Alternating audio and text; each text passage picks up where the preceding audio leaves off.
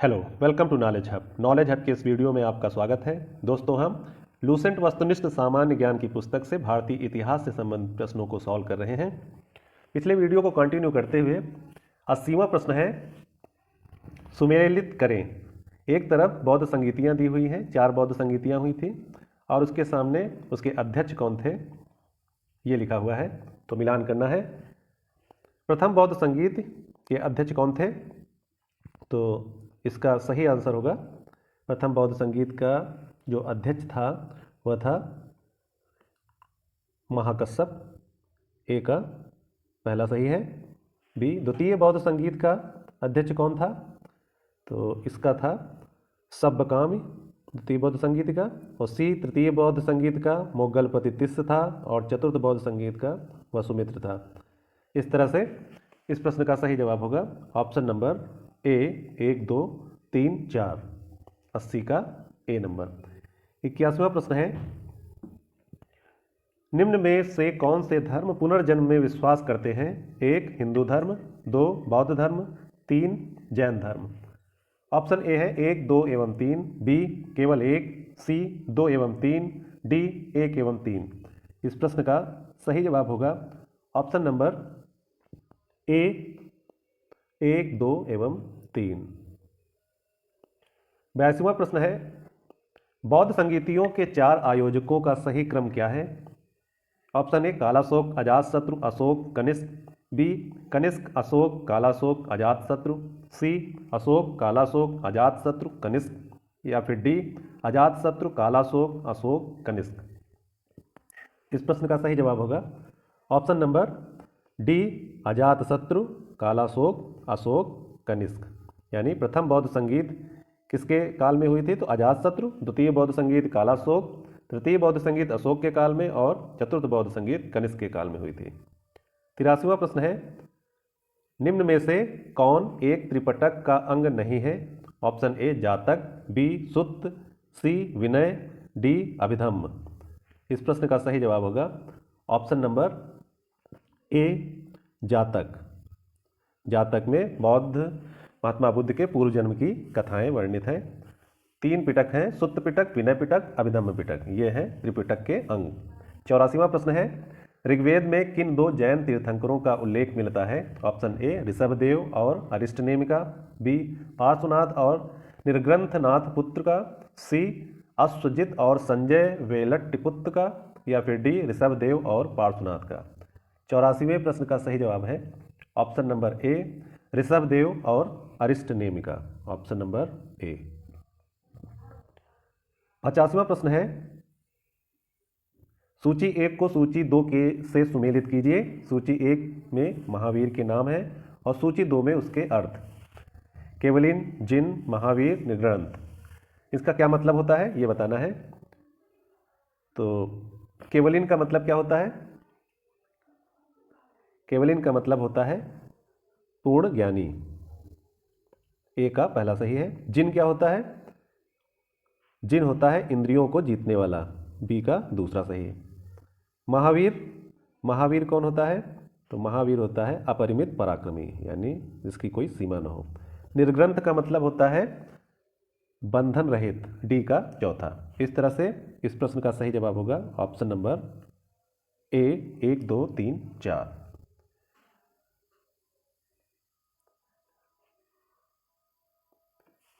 86वां प्रश्न है, महावीर ने जैन संघ की स्थापना कहाँ की?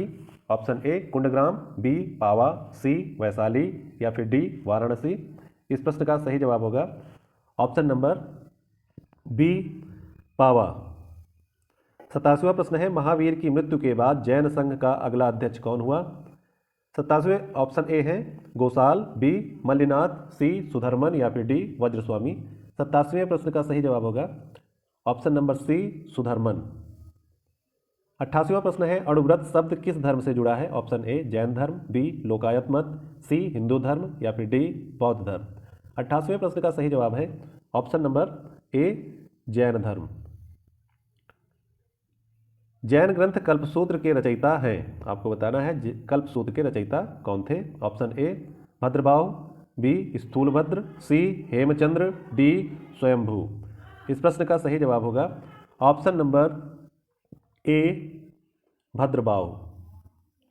90वां प्रश्न है परिशिष्ट पर्व जो कि जैन धर्म से संबंधित रचना है के रचयिता है। Option A Bhadrabahu, B Sthulabhadra, C Hemachandra या फिर डी स्वयंभू। इस प्रश्न का सही जवाब होगा ऑप्शन नंबर सी हेमचंद्र। 91वां प्रश्न है किस जैन रचना में 16 महाजनपदों का उल्लेख मिलता है। ऑप्शन ए भगवती सूत्र, बी 14 पूर्व, सी आचरांग सूत्र या फिर डी पिटक। 91वें प्रश्न का सही जवाब है ऑप्शन नंबर ए भगवती सूक्त। 92वां प्रश्न है जैन तीर्थंकर पार्श्वनाथ द्वारा प्रतिपादित 4 महाव्रतों में महावीर स्वामी ने 5वें महाव्रत के रूप में क्या जोड़ा।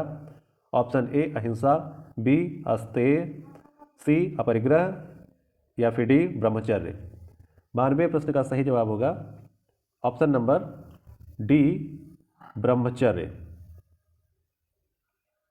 ऑप्शन नंबर डी ब्रह्मचर्य। 93वां प्रश्न है जैन शिल्पकला के उदाहरण है। 1 उड़ीसा का बाघ गुफा, खंडगिरी हाथी गुम्फा मंदिर।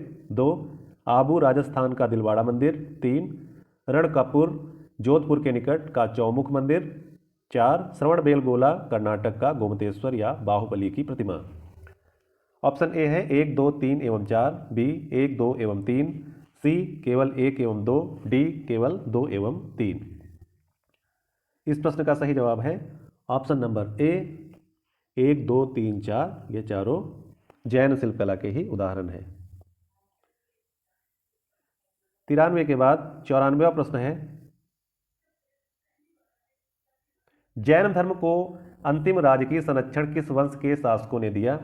ऑप्शन ए बंगाल के पाल, बी बंगाल के सेन, सी गुजरात के चालुक्य या फिर डी इनमें से कोई नहीं। इस प्रश्न का सही जवाब होगा ऑप्शन नंबर सी गुजरात के चालुक्य। गुजरात के चालुक्य। सूची 1 को सूची 2 के साथ सुमेलित कीजिए। 95वां प्रश्न है एक तरफ शुद्धोधन, महामाया, महाप्रजापति गौतमी, यशोधरा गौतम बुद्ध से रिलेटेड व्यक्तित्व है ये, और सूची 2 में बुद्ध के वो क्या लगते थे ये बताना है। तो शुद्धोधन कौन थे, तो शुद्धोधन बुद्ध के पिता थे, ए का पहला। महामाया कौन था, महामाया यह बुद्ध की माता थी, बी का दूसरा सही है। महाप्रजापति गौतमी कौन थी, यह बुद्ध की मौसी व विमाता थी। और यशोधरा कौन थी, यशोधरा बुद्ध की पत्नी थी, डी का चौथा। इस तरह से इस प्रश्न का सही जवाब होगा ऑप्शन नंबर ए 1 2 3 4। ऑप्शन नंबर ए 1 2 3 4। 96वां प्रश्न है सूची 1 को सूची 2 के साथ सुमेलित कीजिए। सूची 1 चन्ना, कंठक, आलार कलाम व रुद्रक रामपुत्र, डी निरंजना। और उनसे संबंधित ये कौन थे, बुद्ध के क्या लगते थे ये बताना है, बुद्ध से किस तरह से रिलेटेड है। तो सबसे पहले चन्ना कौन था, चन्ना था बुद्ध का सारथी, बुद्ध का प्रिय घोड़ा, बुद्ध के प्रथम गुरुद्वय या नदी जिसके तट पर बुद्ध ने संबोधि प्राप्त की। तो चन्ना थे बुद्ध के सारथी, ए का पहला सही होगा। कंठक कौन था, इसमें निरंजना नदी थी जिसके नीचे जिसके तट पर बैठकर बुद्ध ने ज्ञान प्राप्त किया था, तो डी का चौथा सही है। अलार कलाम व रुद्रक रामपुत्र कौन थे, यह थे बुद्ध के प्रथम गुरुद्वय। और कंठक कौन था, कंठक बुद्ध का प्रिय घोड़ा था, बी का दूसरा। इस तरह से 96वें प्रश्न का सही जवाब होगा ऑप्शन नंबर ए 1 2 3 4। 96 के बाद 97वां प्रश्न है कौन सुमेलित नहीं है। तो सबसे पहले आनंद व उपाल कौन थे, बुद्ध के शिष्य। आम्रपाली बुद्ध की शिष्या। सुजाता कठिन तपश्चर्या के उपरांत बुद्ध को भोजन कराने वाली कन्या। चुंद पावा का सुनार जिसके द्वारा अर्पित भोजन के कारण बुद्ध की मृत्यु हुई। राहुल बुद्ध का चचेरा भाई। इसमें से कौन सा सुमेलित नहीं है, तो जैसा कि ऑप्शन ई में दिख रहा है राहुल। राहुल बुद्ध के क्या लगते थे, तो राहुल बुद्ध के पुत्र लगते थे, यहाँ पर लिखा है बुद्ध का चचेरा भाई। इस तरह से इस प्रश्न का जो सही जवाब होगा ये होगा ऑप्शन नंबर ई राहुल बुद्ध का चचेरा भाई। ये गलत है, बाकी सब सही हैं। 98वां प्रश्न है महात्मा बुद्ध किस क्षत्रिय कुल के थे? ऑप्शन ए शाक्य, बी जांत्रिक, सी कौशल या फिर डी कोल्ली। इस प्रश्न का सही जवाब होगा ऑप्शन नंबर डी, सॉरी, इस प्रश्न का सही जवाब होगा ऑप्शन नंबर ए शाक्य। महात्मा बुद्ध शाक्य क्षत्रिय कुल के थे। 99वां प्रश्न है कौन सुमेलित नहीं है? ए गौतम बुद्ध का गोत्र नाम, बी सिद्धार्थ बुद्ध के बचपन का नाम, सी बुद्ध संबोधि प्राप्ति या ज्ञान प्राप्ति के बाद पड़ा नाम, या फिर डी इनमें से कोई नहीं। 99वें प्रश्न का सही जवाब होगा ऑप्शन नंबर डी, इनमें से कोई नहीं। गौतम बुद्ध के गोत्र का नाम है, सिद्धार्थ उनके बचपन का नाम, और बुद्ध जब उन्हें ज्ञान प्राप्त हो गया था तब का नाम है। 100वां प्रश्न है सूची 1 को सूची 2 से सुमेलित करें। सूची 1 महाभिनिष्क्रमण, संबोधि, धर्मचक्र प्रवर्तन, महापरिनिर्वाण, इससे संबंधित कौन सी घटना है वो लिखा हुआ है सूची 2 में, मिलान करते हैं। महाभिनिष्क्रमण क्या है? महाभिनिष्क्रमण गृहत्याग की घटना है कि ज्ञान प्राप्ति की घटना है कि सारनाथ में प्रथम उपदेश है कि मृत्यु की घटना है? तो महाभिनिष्क्रमण है गृहत्याग की घटना, ए का 1 सही है। संबोधि क्या है? संबोधि है ज्ञान प्राप्ति की घटना। धर्मचक्र प्रवर्तन क्या है? यह है सारनाथ में प्रथम उपदेश जो दिया था उसको धर्मचक्र प्रवर्तन कहते हैं। महापरिनिर्वाण क्या है? यह है बुद्ध की मृत्यु की घटना। इस तरह से इस प्रश्न का सही जवाब होगा ऑप्शन नंबर ए 1, 2, 3, 4। 101वां प्रश्न है बुद्ध में वैराग्य भावना किन 4 दृश्यों के कारण बलवती हुई? ए बूढ़ा रोगी लाश सन्यासी देखकर, बी अंधा रोगी लाश सन्यासी, सी लंगड़ा रोगी लाश सन्यासी, डी युवा रोगी लाश सन्यासी। इस प्रश्न का सही जवाब क्या होगा? तो इस प्रश्न का सही जवाब होगा ऑप्शन नंबर ए बूढ़ा रोगी लाश और सन्यासी। इन 4 लोगों को देखा था बुद्ध ने जब वह चन्ना के साथ नगर भ्रमण के लिए निकले थे। 102वां प्रश्न है बुद्ध ने सर्वाधिक उपदेश कहाँ दिए? ऑप्शन ए श्रावस्ती, बी पावा, सी गांधार या फिर डी उज्जैन। 102 नंबर प्रश्न का सही जवाब होगा ऑप्शन नंबर ए श्रावस्ती।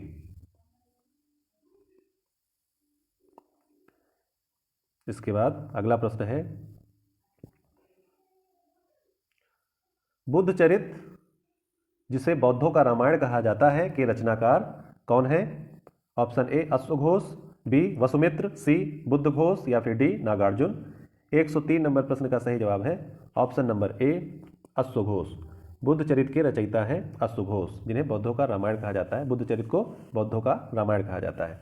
104 नंबर प्रश्न है महाविभास शास्त्र के रचयिता हैं? ऑप्शन ए वसुमित्र, बी असंग, सी नागार्जुन या फिर डी अश्वघोष। 104 नंबर प्रश्न का सही जवाब होगा ऑप्शन नंबर ए वसुमित्र। महाविभास शास्त्र के रचयिता हैं वसुमित्र। 105 नंबर प्रश्न है कौन सी बौद्ध रचना गीता के समान पवित्र मानी जाती है? Option A Jataka, B Dhammapada, C Pitaka, D Buddhacharita. इस प्रश्न का सही जवाब होगा option number B Dhammapada. 106 number प्रश्न है बौद्ध धर्म में भावी बोधिसत्व या भविष्य के बोधिसत्व किसे माना गया है? Option A Vajrapani, B Padmapani, C Manjushri या फिर डी मैत्रेय। इस प्रश्न का सही जवाब होगा option number D Maitreya. 107 number प्रश्न है किसके समय में बौद्ध धर्म स्पष्टतः 2 स्वतंत्र संप्रदायों हीनयान एवं महायान में विभाजित हुआ? Option A Ajatashatru, B Ashoka, C Kanishka या फिर डी इनमें से कोई नहीं। इस प्रश्न का सही जवाब होगा ऑप्शन नंबर सी कनिष्क।